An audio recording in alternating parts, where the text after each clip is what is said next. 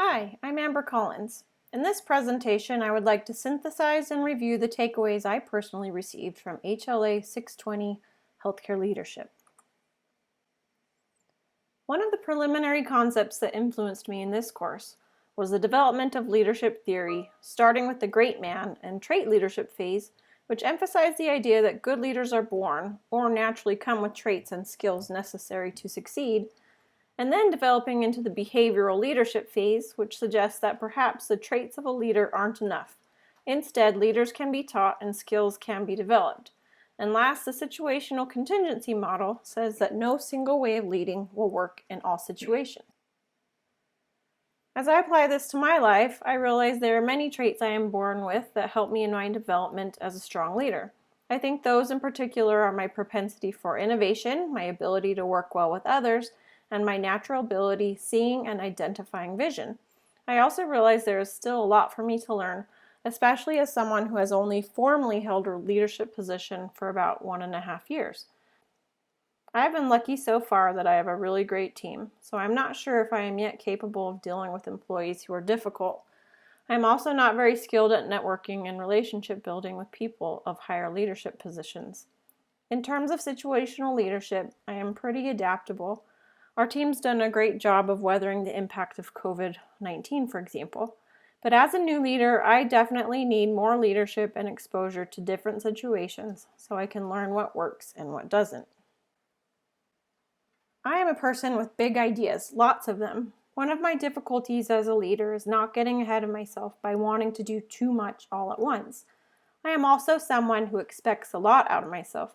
This can be a bad combination, as it becomes hard for me to be realistic about what can feasibly be accomplished, and I sometimes internalize failure too much or define something small as a bigger failure than it probably is.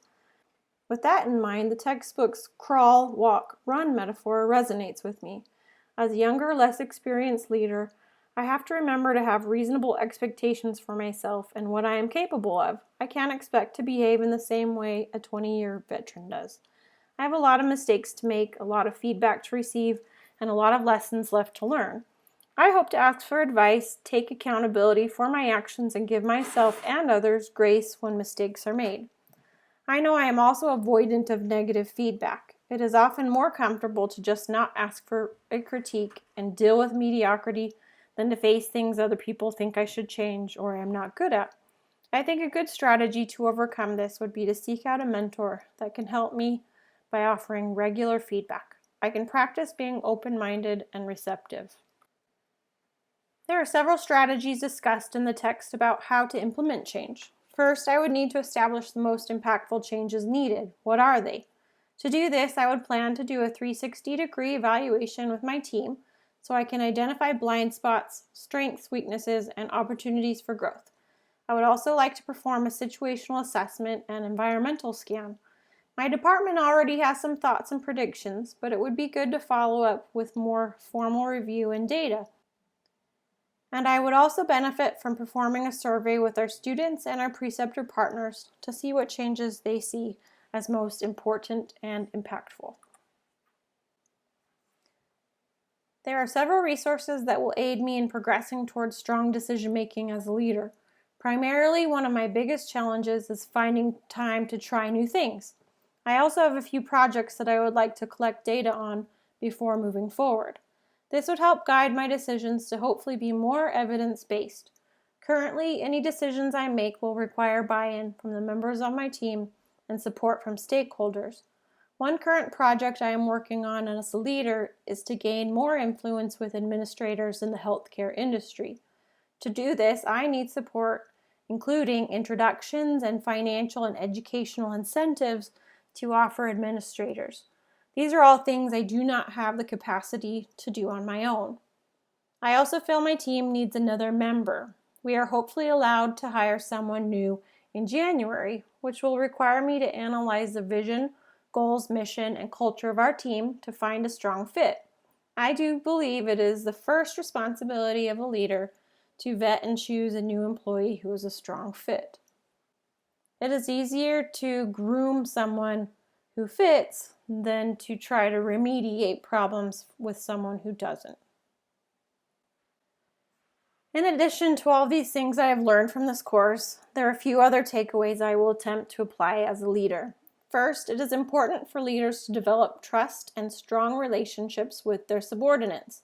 I need to make sure I am taking time to show appreciation for my teammates, show I trust them, and make time to get to know them, which is harder than normal since we are all virtual right now.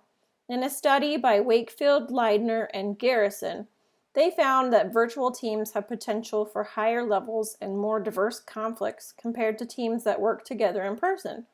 That means it will be harder for me as a manager to lead a cohesive team when we aren't working together in person, and even much harder if we decide to add new people to the team. Second, there are stages to group formation. You can't rush into productive work by skipping the steps. When I hire a new teammate in January, I need to expect our team culture to be disrupted a bit, and I will need to be proactive about how I plan to lead us through the stages effectively. Third, mild conflict in groups shouldn't necessarily be avoided. Disagreements expressed safely can prompt growth, change, and new ideas. Thus, it is ideal for team members to have diverse ideas. Fourth, our leader should not treat every teammate the same. Some subordinates need a high level of direction and support, and more advanced employees will not need that same level. As a manager or leader, I need to learn how to adapt to the differing and changing needs of each of my team members. At some stages, they might need extra support and less direction, or more support and more direction, or any combination of those themes. Fifth, an organization is dramatically impacted by their leaders. Poor leaders stifle productivity, employee satisfaction, and outcomes.